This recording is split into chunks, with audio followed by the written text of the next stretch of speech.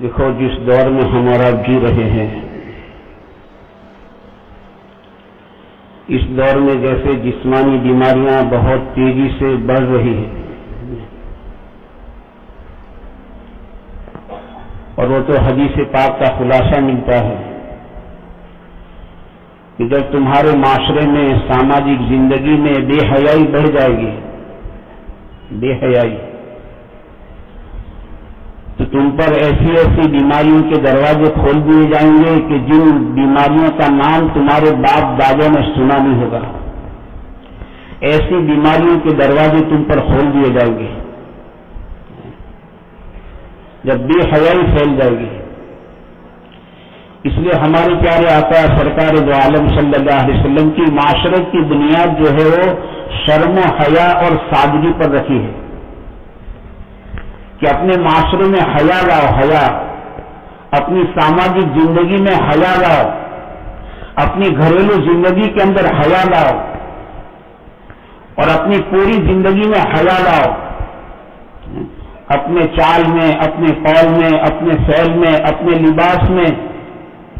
اپنی ہر چیز میں حیا لاؤ، حیادار زندگی گزارو، اس لیے کہ حیا ایمان کا بہت بڑا شعبہ ہے۔ حیا، اس سے عجیب بات فرمائی ہے کہ جب اللہ تعالیٰ جو ہے نا کسی قوم کو تباہ کرنے کا ارادہ کرتے ہیں تو اس قوم میں سے پہلے اللہ تعالیٰ حیا اٹھا لیتے ہیں۔ جب قوم میں سے حیا اٹھ گئی تب سمجھ لو کہ اس کی تباہی قریب ہے، یہ قوم اب تباہی کے گھاٹ اتر جائے گی، اس کے اندر سے حیا نکل چکی ہے۔ اس دور میں میرے دوستوں جتنے بے حیائی کے اسباب ہیں، اتنے اسباب شاید پہلے کبھی بھی نہیں تھے۔ بے حیائی کے اسباب اتنے بڑھ چکے ہیں، اور باقاعدہ یہ دشمنوں کی سازش ہے، اس سازش ہے کہ مسلمان اللہ سے دور ہو جائے، یہ نبی سے دور ہو جائے، اس کا دین کھوکھلا ہو جائے، اس کا ایمان کھوکھلا ہو جائے، یہ اپنی دعا کی طاقت کو ختم کر دیں، یہ ہمارا کھلونا بن جائے، کہ باقاعدہ سازش ہے، اسے باقاعدہ بے حیائی چلائی جا رہی ہے۔ آپ دیکھو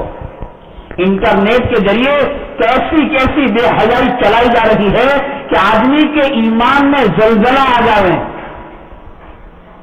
انٹرنیٹ کے ذریعے، موبائلوں کے ذریعے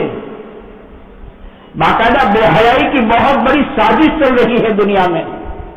کہ آدمی یہاں تک اگر اللہ حفاظت نہ کرے یہ بیماری آدمی ایمان سے ہاتھ دھو بیٹھے، اور ایک ایسی بیماری ہے کہ اس کو لت لگ جاتی ہے، لت، اس کی لت لگ گئی، جیسے بعض عادتیں لگ جاتی ہے آدمی کو چھوٹتی نہیں، ایسے اس کی بھی یہ انٹرنیٹ کی، موبائل کی ننگی تصویروں کو دیکھنا، بے حیا تصویروں کو دیکھنا کا اس کی آدمی کو عادت پڑ جاتی ہے، اس کو چین نہیں آتا، بے حیائی باقاعدہ پھیلائی جا رہی ہے۔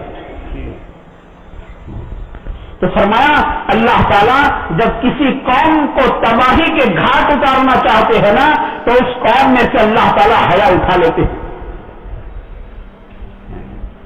دوسری بات یہ فرمائی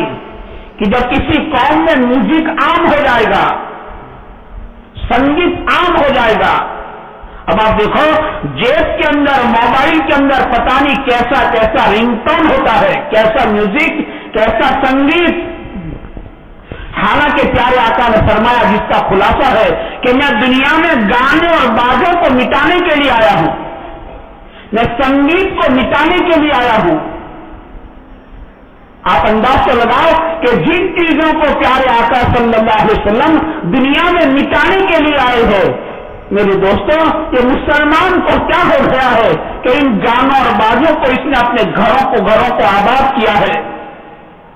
گھروں کو نہیں، اس کا جیب اس سے آباد ہے،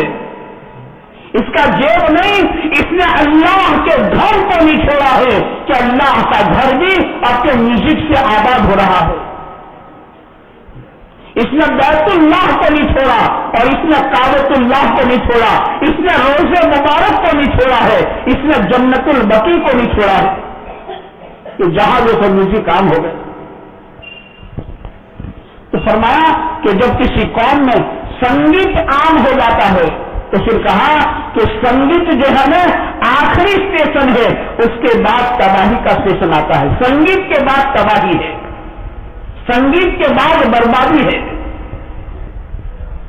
یہ باقاعدہ سازش چلائی جا رہی ہے.